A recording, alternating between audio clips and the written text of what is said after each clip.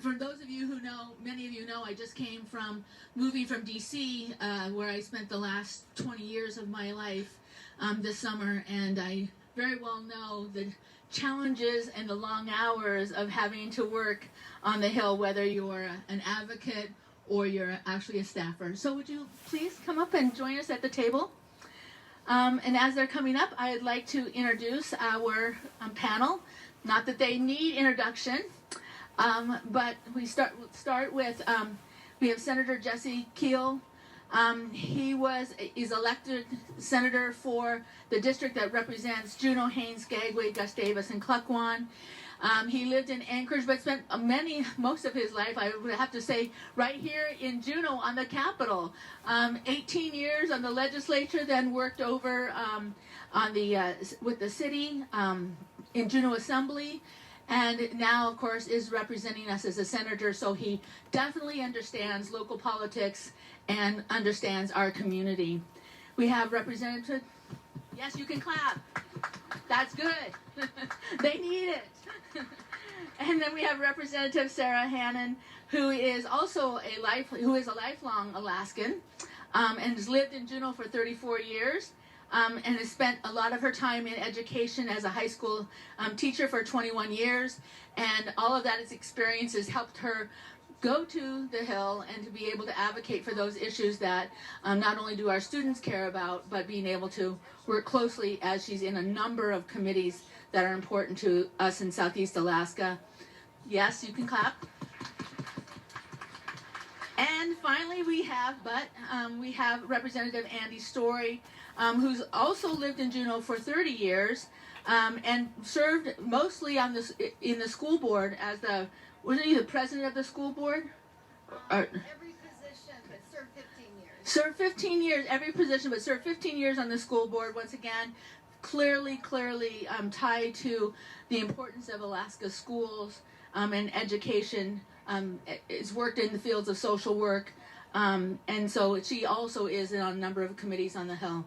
So what we'd like to do is we'd like to open it up so that you can each share with us. Thank you. Yes, thank you for reminding me. You are a perfect audience. So we'd like to open it up so that you each have about 5 minutes to talk about the things that are important to you. Maybe you could let us know a little bit about what you hope to accomplish, the challenges that you're dealing with, and realistically how we're going to accomplish them. And then we'll open it up for questions and answers. All right, so if you want to start, Senator? Sure, thank you. So let's see if the microphone's on. Can you hear me okay? We'll take silence as a yes, you can hear me. We'll just assume. Well, thank you so much for having us, for inviting us here to the Native Issues Forum. Gunesh Cheesh, we appreciate this, and we appreciate and thank the stewards of this area since time immemorial, the Tlingit people of the Occoquan, of the Takuquan, Gunesh Cheesh, for having us here on tribal land. And thanks to Tlingit and Haida Central Council for hosting. We appreciate being in your building. I actually want to start with a little good news, because I don't know how much of it we're going to have talking about this legislative session. So let's start out on a positive note. I have a piece of legislation I introduced last year. We got a little piece of it tucked in another place. We're working on the rest of it. That is a very small bill. It's just a little fix-it for a technical problem, but it shines a bright light on a wonderful partnership.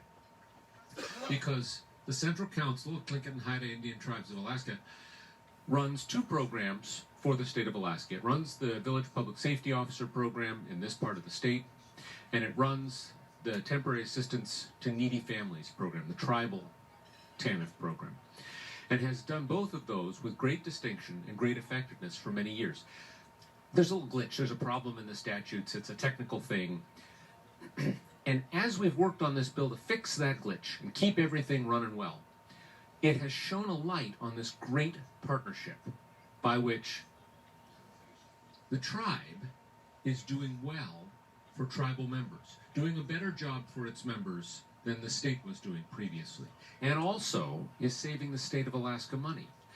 A partnership with Alaska's First People and with a tribe like Tlingit and Haida is working well. And this bill, with its little technical fix, is a great opportunity to educate legislators from around the state on how well that can work when Alaskans work together. And we acknowledge that our tribes can be great partners and highly effective in doing the things we all need done for Alaska.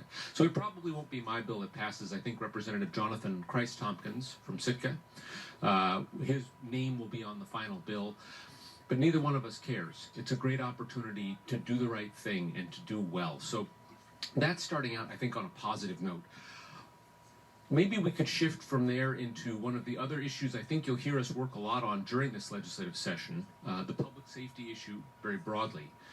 The state had a village public safety officer task force, and that task force has now issued its final report with a number of strong recommendations for improving public safety in rural Alaska.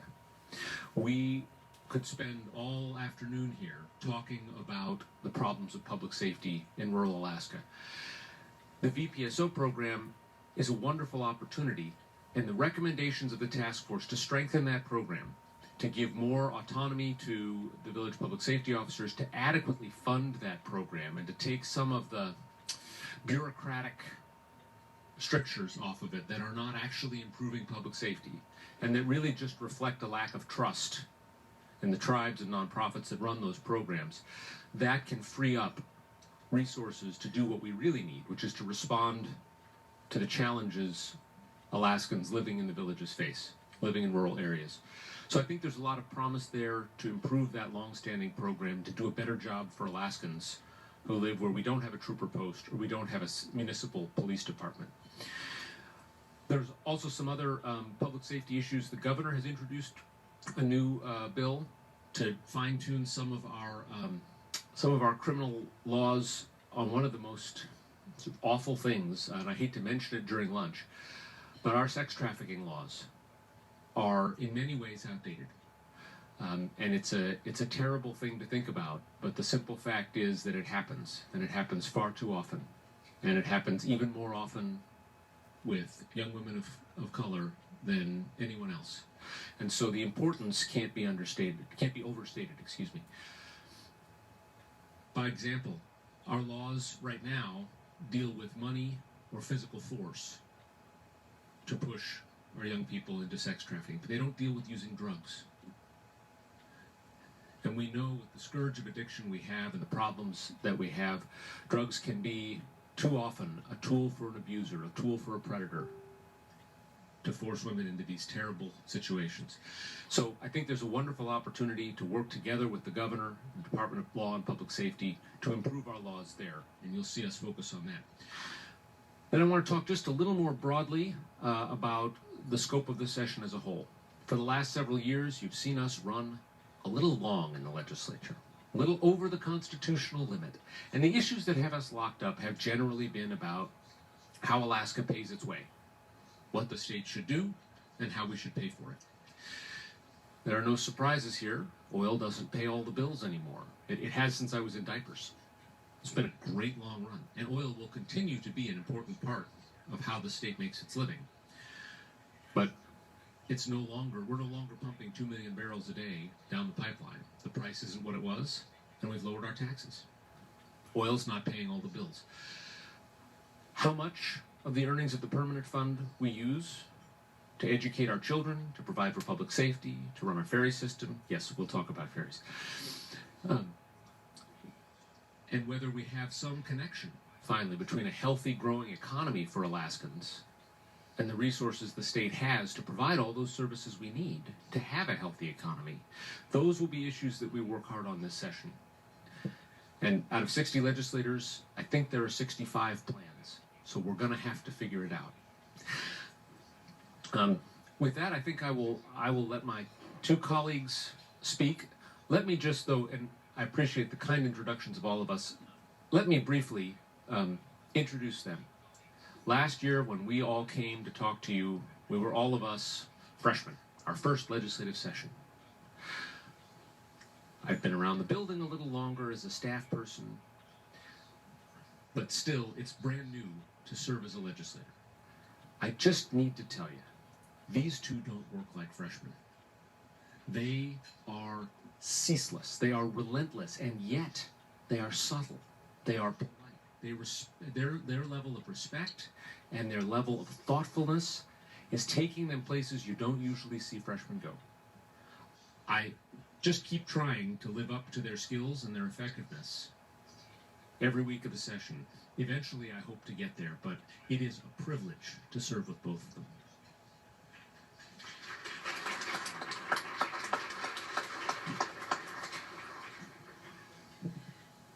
Thank you, and I guess thank you, Senator. It is a funny thing starting a new career at my age. They were questioning when I sat next to the elders, and I said, I'm retired. I'm not quite Medicare eligible, but it feels like a lie when I say I'm 59, because it sounds like one of those ages you lie about. One of the things, to continue on from Senator Kiehl's remarks, is we are a very united delegation. We are a team. And shock and beholding, I did not know that in all communities, of course you know from the outside, but that you might have a senator who doesn't get along with their representatives or share the same viewpoint, and you might have a delegation of 3 representing a community and they can't agree on anything. Our arguments are about what kind of snacks are we taking to our town hall. You know, we have throwdown discussions about donuts or cookies. Representative Story from years in the school board, it should never be sugar-based. But, you know, these are the divisions amongst the 3 of us. They're not really substantive. A couple of the bills that Senator Kiehl spoke to reminded me that the job that I feel like I'm doing all the time is being the teacher. And I see a number of former students out there, so sorry that I made you flinch. I'm not going to ask you for your homework right now. The bill that we need to fix about having Tlingit and Haida be able to continue with the TANF program and VPSOs, the little loophole in the statute, it was an interesting education point for many, because the statute says non-profits. And as you know, as enrolled citizens of Tlingit and Haida Central Council, it's not a nonprofit.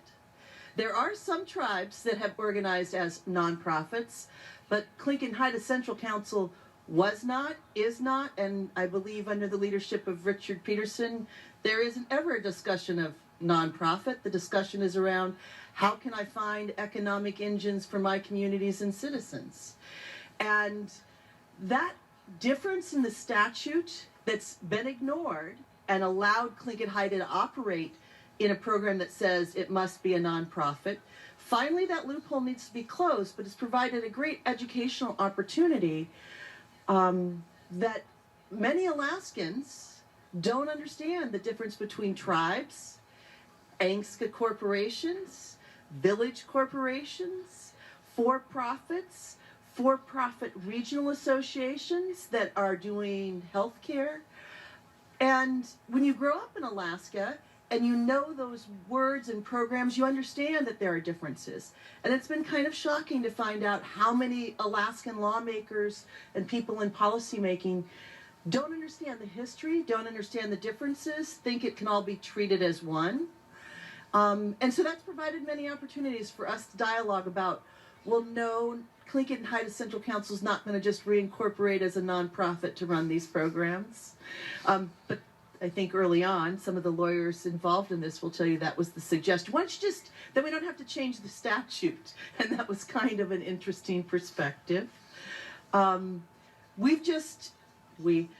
tagging on as a co-sponsor. Representative Kopp has just introduced a bill last week.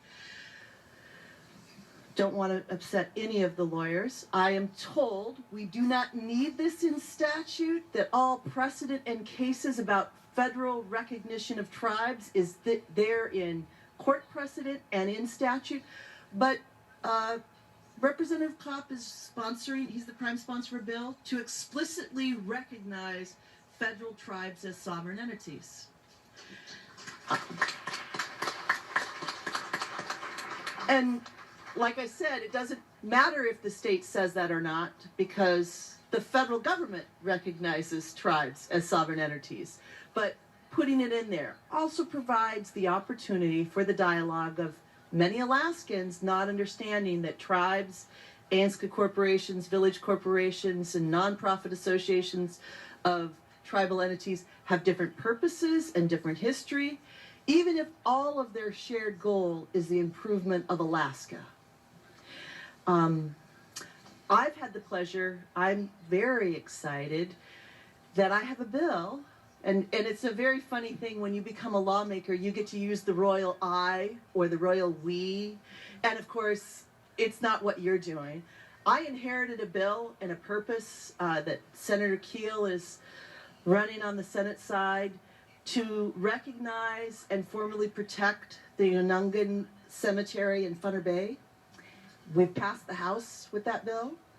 I'm looking at Martin, who's the king of that bill, but we don't have kings in the United States. But he's the go-to local descendant of people who are buried there, who has made it his passion, and repeatedly this bill has been in the works for a long time.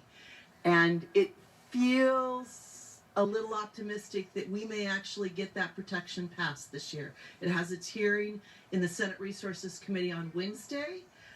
We've been meeting with members of that committee, and no one has any I don't want to say grave concerns, that's not a pun, I want to have any concerns or opposition. Now, there's a difference in politics between what people say to your face and how they vote and what happens, so I don't want to get too far out there of being overly optimistic, but I think that there is a real chance that that cemetery could get legal protection in all permanence.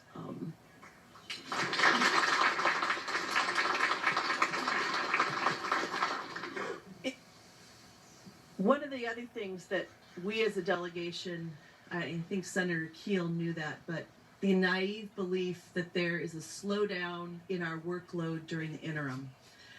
Our special sessions, we had 180 days in session last year, which, if you're in education, that's a full legal school year in Alaska. We did that from January through August, and then in theory there's a slowdown during the interim. Not for our constituents. You never stop calling, stop visiting, stop raising your concerns and issues, and in fact, things really ramped up, as you said. This war on Alaska has to stop.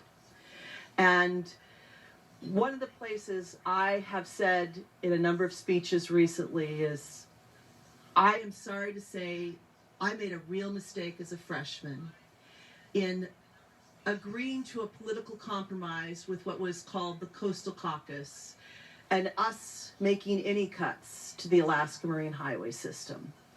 And being led by political forces above us, the compromise that was struck was, if you in the House take $45 million out of the Marine Highway System, the governor won't zero it out. And I regret that we didn't make him own that and zero it out. Because, in essence, we did his dirty work. The Marine Highway System didn't shut down on October 1st, as the governor had proposed in his February budget, but we know by January 5th it was shut down. Metlakatla has a ferry running a route. It is one of 11 vessels that the state of Alaska owns that is in operation today. And it is a crime, it is a shame, it is a political catastrophe, and it is an economic catastrophe for our rural communities. And I apologize that I believed people who had more experience to me that we could make it work, and we can't. And I don't know how much of a bloodbath we'll have in pursuing restoring some of that funds, but we all know, if you follow marine highway issues, we don't just need $45 million restored to their operating budget. We need a few $100 million to build vessels that are adequate to serve Alaska. I could go on all day about that, so I'll stop there. Guneschish. I especially want to acknowledge the elders here and thank them for all their hard work on our behalf. And I see so many familiar faces in the room. I know that you use your power and advocate up at the Capitol, and you take seriously voting and educating your youth, our youth. And so, Gunesh Chish. A few things that I feel are really important this year have to do with our children and youth, who we know are our future. We have a bill in the House. Well, first of all, I want to say, when I say Gunesh Chish, Tlingit and Haida is doing so much economically in our city and state. I appreciate the businesses that you've expanded into, the work that you're giving people, the revitalization that you are doing for languages. You are leaders among that. And House Bill 24 is a bill that would give an alternative certification for Alaska Native languages so that all the school day can have an Alaska Native speaker be a teacher of record for the whole school day. And Alaska does not have the alternative certifications that they need for teachers, and so that is one bill I'm hoping we can make work this year. I think it's really important. The state government was responsible for loss of language. We need to be responsible for bringing it back, and that means resources and working out an alternative certification that can work. So I sit on the education committee. That was one of my please must have. Can I be on that committee, since my passion is education and I was a school board member here for 15 years. I have a bill that should come out this week that increases our base student allocation $30 million. The governor fully funds the base student allocation this year, which is great. I'm really glad for that support. However, remember last year we got $30 million outside the formula for our schools, and so flat funding is a cut to each of our child's education next year. So the bill will increase $30 million inside the formula, not in one-time funding, because as school board members, other people in the education field have said the money needs to be inside the formula so districts can count on it and we can keep services going and not wondering if it's going to be funded next year. So that bill is going to need a lot of support. You know, it's a heavy lift with the way the budget situation is, but I say children are a priority. We reap the rewards and we save money down the road. And so I'm hoping people statewide will be speaking up about that. I also know child care is a very real need in our community, and I know Tlingit and Haida is beginning to support families in that way. It's been drawn to the whole delegation's attention, some of the problems with child care licensing, and also the federal government is doing a block grant for child care funding right now, and it's come to the state, but it hasn't been expedited to get more money for child care, and so I am working on that. There's another bill I just wanted to briefly mention up here because it was brought to my attention, and this is a bill that has tried to get passed several times before, and it is getting past the second verse of the Alaska flag song. Glacier Valley students sing this song every year, and they sing the second verse, and Dr. Hagee, their music teacher, spoke about how this verse is not official verse, and the students were wondering why not, and the second verse acknowledges Benny Benson as he designed the flag. And it also talks about the first people who were here from time memorial. And in the second verse, and in the first verse, it talks about the sourdough dreams, but how about all the dreams that Alaska Natives have for our state? And so they really thought it's important that all the kids across the state know about the history of our state, and just like the official languages, our 28 Alaska Native languages being included in our official, when we expanded as English as a second language, now let's expand the Alaska State flag, second verse. So that is really great to see young people involved in seeing how a bill becomes law and coming up to the Capitol. I hope that you will all take an interest in that and talk to your friends around the state. As Jesse said, public safety is Senator Kiehl and Representative Hannan. Public safety has been on our minds a lot. We made some structural changes last year, but one thing that did not happen was we did not increase our funding for behavioral health and addiction treatment grants.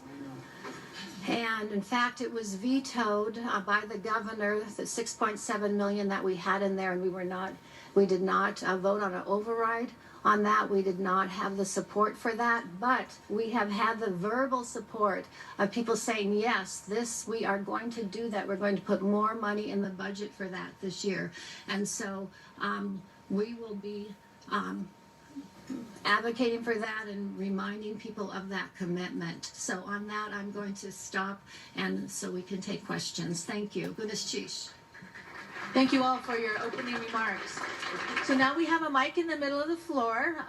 You know the process, those who have been here at these lunches before. Please use the mic. We are recording. We'd love to have you start by introducing yourself, giving us your name, and briefly make your comment or question so that we can, our panelists can respond. And Jackie, if I Yes, could, sure. I have a committee where my vote is needed that starts at 1. We'll end up But my time. staff person is Hunter Meekum, and she is going to stay. So don't think if you're asking a question and say, I wanted Representative Hannan and she left because she's not willing to talk to me. I am always willing to talk to you, and I will leave a staff person behind so you can make that communication if I have to leave before your question's asked. And while you're coming to the mic with those important questions, I wanted to also acknowledge that John Mueller was in the room, the governor's policy advisor.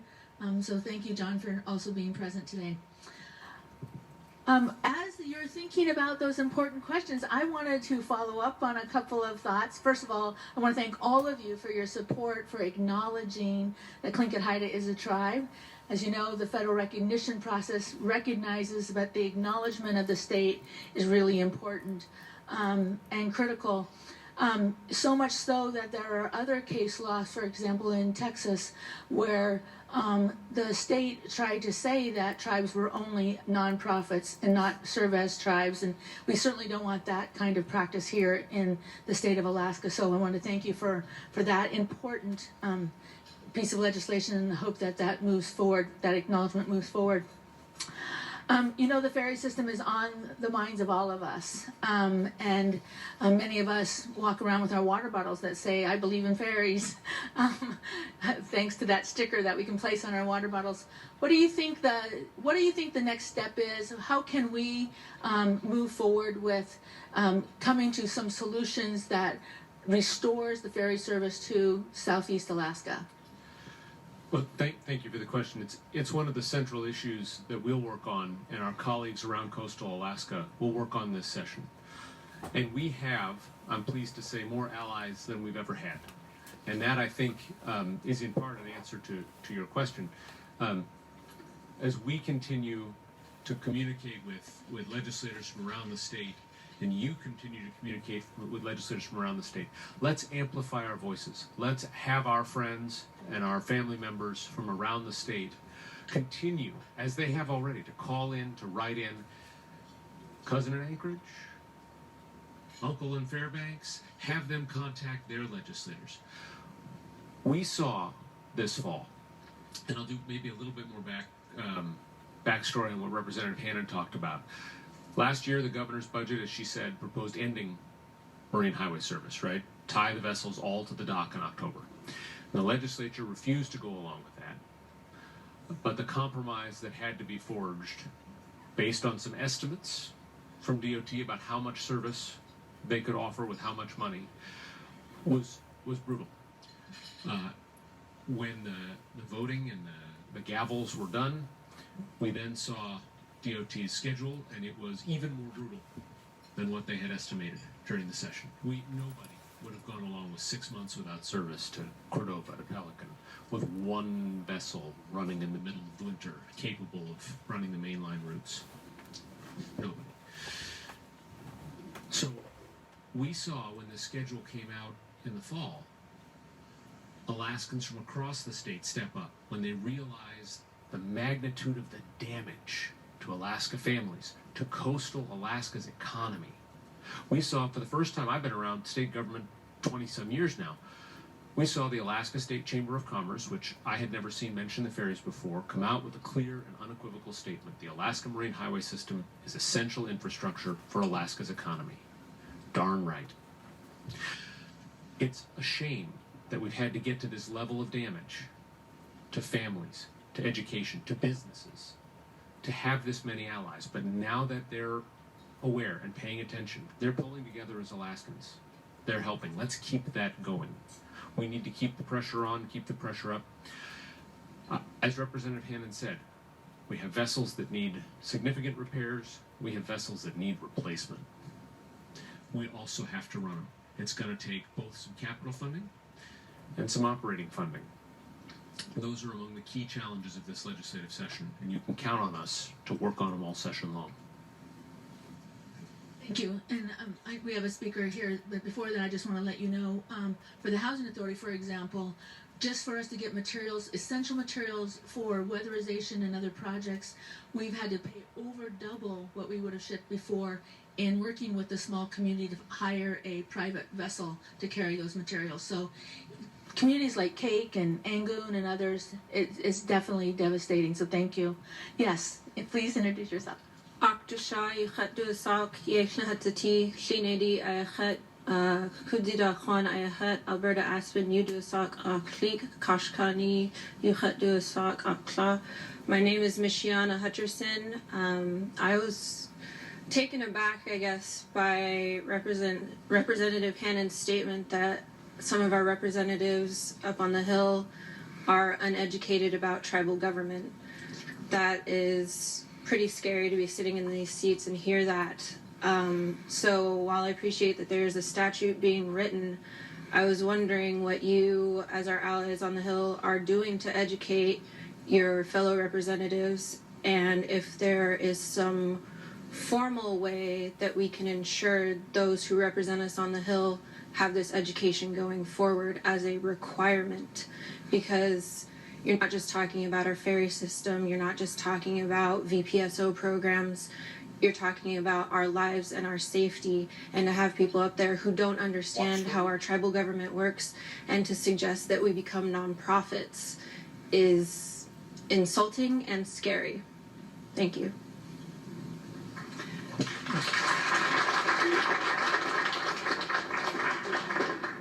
You know, Michiana, thank you for that question. The great thing about democracy is anybody can participate. The bad thing about democracy is anybody can participate. When I was in the classroom and the state legislature passed the high school graduation exam law, of course, what every teacher said was, have they taken the test? Could they pass the test? And Governor Knowles kind of thought it was a joke when teachers were advocating for that. But what we said was, no, they need to know what they're implementing. They should see what this is. You can be elected to the Alaska legislature. Your residency needs to be 1 year in the district you run from. You could be 1 year in Alaska and run.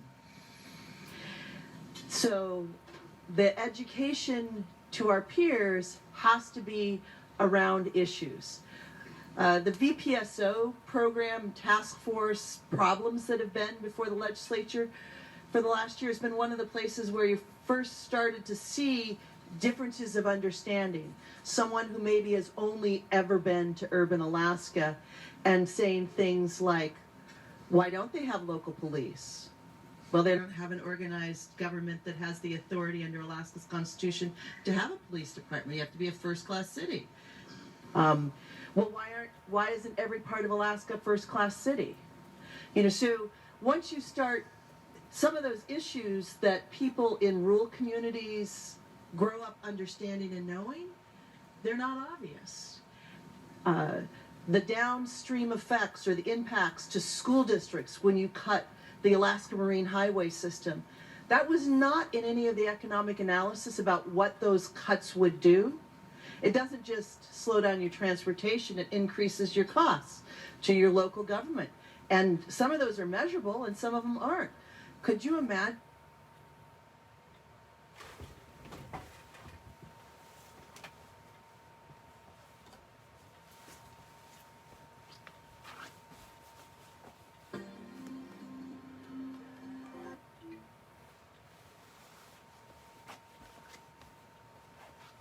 Downstream effects or the impacts to school districts when you cut the Alaska Marine Highway system.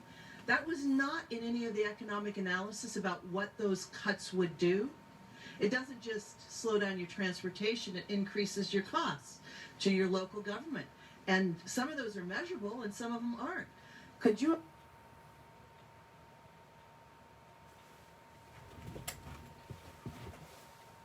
the hell's going on? imagine, because yes, basketball is the greatest sport in rural Alaska and urban Alaska. It's because we need people to be physically active to be healthy humans. And that cost and measure of the program sometimes gets measured and say, well, they'll just have to cut their seasons, they'll have to cut their sports.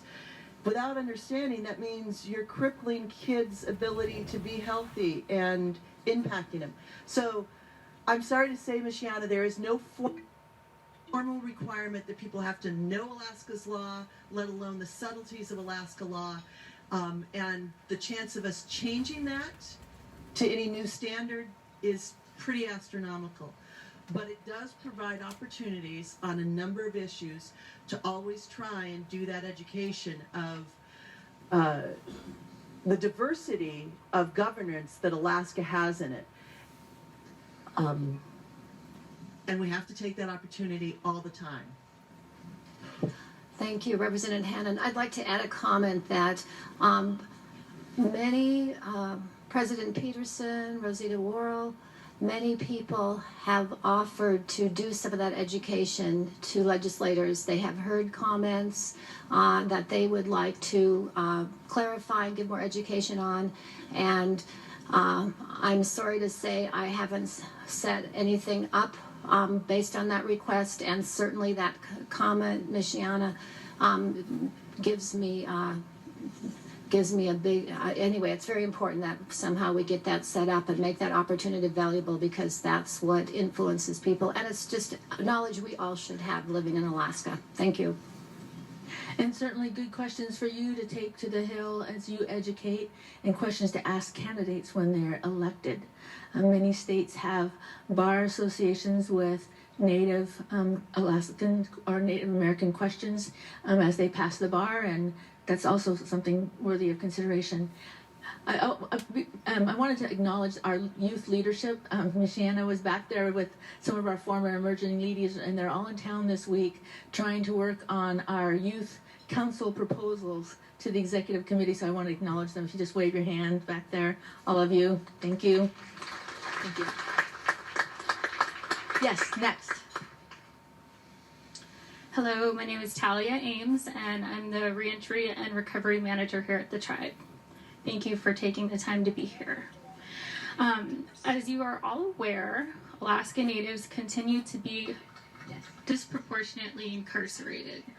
Last month, the governor mentioned in his State of the State address reducing recidivism and strengthening reentry programs.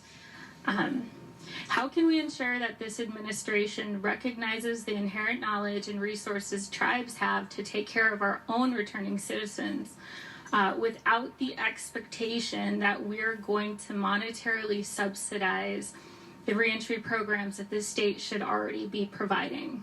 Of the state-sponsored reentry programs, they're absolutely not culturally relevant. at all.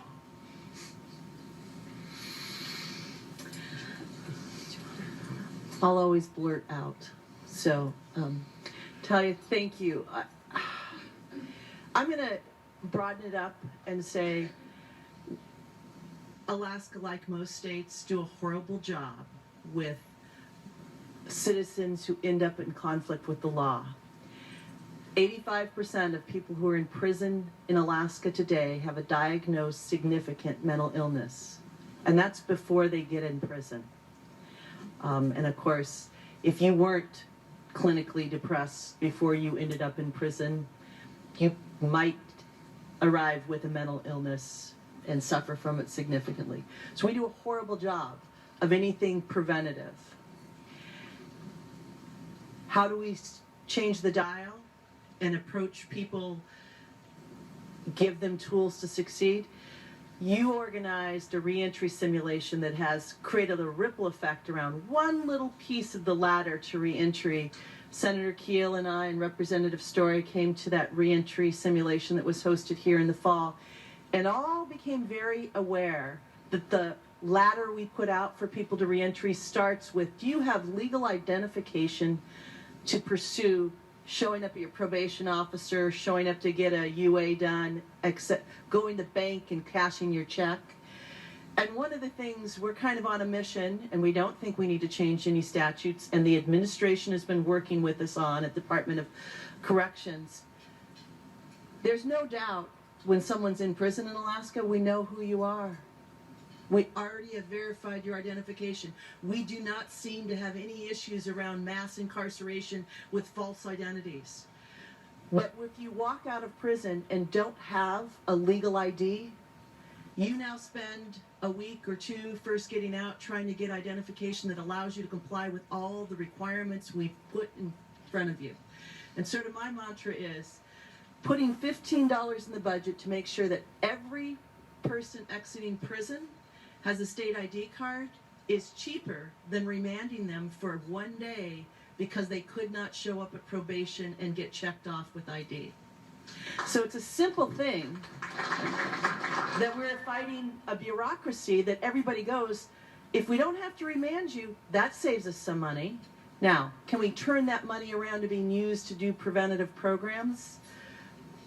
Probably not this session. I'm trying to remember, there was one other thing on reentry that I thought, oh, this is the genius, and this was because of your inspiration and work to know we can't lock people up and forget about them. Everyone who's in prison today is likely to still return to their community. There's a couple of percent who will spend the rest of their life in prison. But most of our family and friends and community who end up in prison need the opportunity to turn their life around and be productive members of communities. And those are really complex issues that we have to work on together. And I think it's mental health, and it's making sure we don't have fake barriers. Oh, that was the other one. Barrier licenses. So a lot of our laws say if you've been convicted of, and it says felony, then you may not be a hairdresser, a car salesman. Now, once upon a time, felonies were only people who had rape, murder. In Alaska, most of our drug laws on your second offense are felonies. You can't be a hairdresser. You can't sell a car, even if you've been sober for 20 years. Some of those barrier licenses to having the ability to economically support yourself, we've put those in place in regulations and in statute when they don't really tie into what's your risk to the community. I could see if you embezzled money that we don't allow you to be a banker or a financial investor. But I don't know. Can you sell cars? Can you be a hairdresser? So I think there are places where we have to look at with people who are already working at reentry and say, this seems like a fake reason to do this. Does it help us improve people's lives to be productive citizens? And we don't very often get to have those dialogues. So thank you for the opportunity to learn a lot more about reentry in the last 6 months. Yes, go ahead. Thank you. One thing that your efforts have led to is State Affairs. I serve on State Affairs Committee. We are going to be having a hearing in a couple of weeks. We're just getting it set up where we are looking at what sort of reentry programs are we doing inside our facilities, and are there 21st century educational opportunities that we are giving people for jobs for when they get out. And we're also looking at what are we offering for behavioral health and addiction treatment. We know there's money in the budget. How is it being used? At all our facilities, is there fairness in where these programs are being offered? One of the things in a prior hearing on this, I was absolutely shocked to find out that over 50%, like 51% of people who are currently incarcerated are waiting for sentencing. They've not been sentenced. And this again is looking at our court system and finding the barrier in there. That was an absolutely shocking statistic for me. So there's a lot of work to be done in this area. Thank you.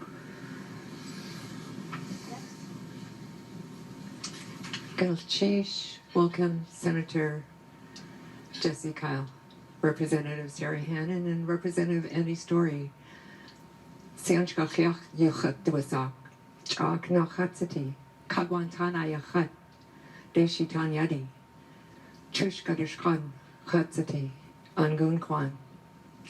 name is Eunice James Kagwantanan from the Eagle Nest House, and my parents, my father was born in Kiehl, and I grew up in Angoon.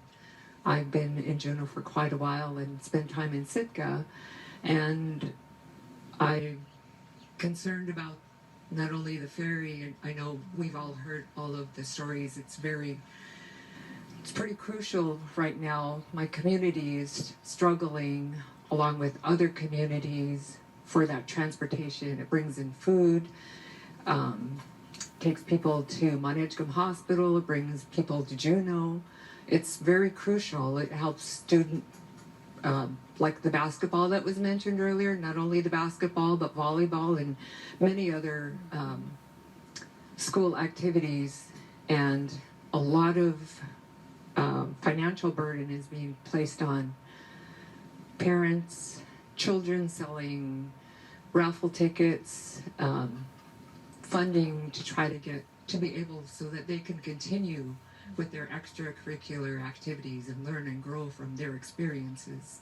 And like mentioned too, the people that are incarcerated, it's just, I worked as a drug and alcohol counselor in Sitka for a search for 7 years as a drug and alcohol counselor at Bill Brady, and that shut down. The drug and alcohol issue throughout this entire great state is astounding, and historical trauma, which I taught a lot about, facilitated groups, has a lot to do with where our people are, whether they're Tlingit, Haida, Inupiaq, Athabascan, Aleut, and kudos to Martin, who I don't see anymore, but I really want to say that I appreciate all that you guys are doing up on the Hill. I appreciate, and I just mostly to get out the message that the State of the State address by Governor Dunleavy is coming up. I encourage everyone to listen to that, to hear what is going on with our state and where we're going from here. And just gonna change for all you do for the people of Alaska. Goodness cheese. Thank you. Thank you for those comments. I wanted to say that the ferry is certainly is like the number one priority right now. We really need a short-term and a long-term plan. As we know, the governor has put together a task force made up of There's 3 public seats. There's representatives from many people involved in the ferries. That is going to take a while to get their recommendations coming. I can't remember the exact timeline, but it wasn't a quick timeline. And right now we need some quick solutions. And serve on public transportation. We've asked for some specific information. We're hoping to get it soon and can have another hearing and can see what, working with administration, they're very concerned too. They want to get things up and running, and so let's do it. Thank you. And maybe just to add briefly, I had a conversation with someone who's in the air travel business, travel freight business here in Southeast Alaska, who said, you might think that I'd love this. He said, absolutely not. My business needs ferries because we don't move building materials on airplanes. I need economies in the communities I serve so people can afford to fly. So they've got to support each other. So business owners are getting it, right? Folks are getting it. The reference to Edgecombe Hospital was important. We didn't talk yet about the medical needs for our marine highway system to be able to get folks. I had a town hall up in Klukwan a month ago, right? Talking to folks whose children use wheelchairs, must use wheelchairs, don't have a choice, whose parents or grandparents can't get on and off a small plane. How do they get to medical? They take the ferry. If the ferry doesn't run, there are no good outcomes. There are no good options. We have so many places in this state where there are no good ways to move people, no efficient ways to move freight and heavy things. They don't have economies. They have very high birth rates. Lots of people have children, but the communities don't grow because people move out. Which is the model we want for Alaska's future, for more communities. We want the Southeast model where people stay, where people build lives, where communities have been since time immemorial and can thrive. That should be our goal all across Alaska. Thank you, and those are great closing remarks. I want to say that this forum was an opportunity for you to get to know your representatives just a little bit more, make you feel a little bit more comfortable, because if you really understand the political process, you recognize it really starts with you. You're the voter, you make decisions about who you support, but in order for them to do their work, you need to tell them how you feel and what you need, and they can help represent you, just as it says, representatives. So thank you so much for being here today. Yes, go ahead, please. Before we go, just I keep thinking I'll get around to it. I want to acknowledge a few other tremendous leaders here in the room. From the Juneau School Board, I see 3 members of your local school board here. I see Paul Kelly, Kevin Allen, and Brian Holst, all of whom serve with distinction for our schools. I want to acknowledge former Representative Bill Thomas, who is now working in the governor's office for some reason. No, Bill and I give each other a lot of grief. We work well together. He's a hard worker. And from the Juneau Assembly, Alicia Hughes-Scandise is here. So from city government, thank you. Do you have anything else you'd like to say in closing? Thank you all very much for your caring of our community. For speaking up. We have heard from so many people about the ferry, really critically important, and keep those voices coming. You made a difference last year, a big difference. We had substantial cuts. The governor had said that we were going to need to make more this year. After all the outpouring last year, it's still a really tight budget this year, but those other cuts did not come, and so now we are in a situation where we cut more than we wanted to last year, and how are we going to provide and get monies for ferries, for addiction treatment, for all of these things that we know are important. And what is so true is it's this money up front will save us so much money a decade from now. And so You can't just look at something 1 and 2 years and say, are we going to get our money back in that short of a time?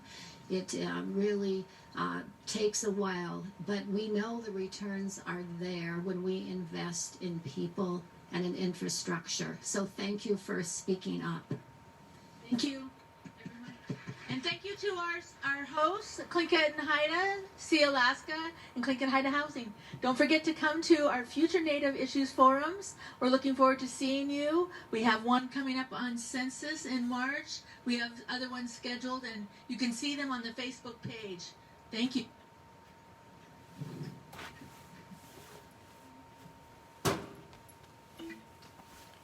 Thank you all for joining us today. Really do appreciate it. Stay tuned. Don't forget to share. Facebook squeals on you if you don't share.